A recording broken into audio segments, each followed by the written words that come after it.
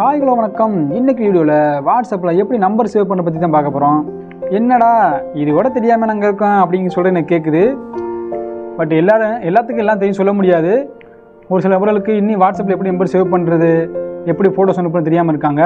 அவ்வளோ ரெடிட்டு இருக்காங்க வீடியோ. வாங்க வீடியோக்குள்ளே போகலாம். ஃபஸ்ட்டு நீங்கள் எந்த கண்ட்ரியில் நம்பரை சேவ் பண்ண போகிறீங்களோ, ஃபார் எக்ஸாம்பிள் இந்தியானா +91 போடுங்க. லோக்கல்லாம் பிரச்சனை இல்லை. சப்போஸ் நான் துபாய், கத்தார், இல்லை சிங்கப்பூர், மலேசியாவில் நம்பர்னா அந்த கண்ட்ரி அதுக்கு தனியாக செப்பரேட் நம்பர் கொடுத்துருப்பாங்க.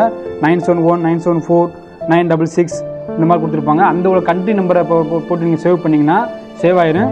சரிங்களா? ஃபார் எக்ஸாம்பிள் பாருங்கள், இப்போ நான் ஒரு India number local number save பண்ணுறேன். சப்ஸ்கிரைபர்னு சொல்லி போட்டு ஒரு நம்பர் சேவ் பண்ணுறேன் பாருங்கள். சேவ் பண்ணி முடிச்சதோட உங்களை வாட்ஸ்அப்பில் போகிறேன். வாட்ஸ்அப் போனோன்னே அந்த சேட் பாக்ஸ் கிளிக் பண்ணுங்கள். சேட் பாக்ஸ் கிளிக் பண்ணோடனே மேலே டாப்பில் 3 டாட் இருக்குது, அதை கிளிக் பண்ணுங்கள். அதுக்கப்புறம் ரீப்ரெஸ் கொடுங்க.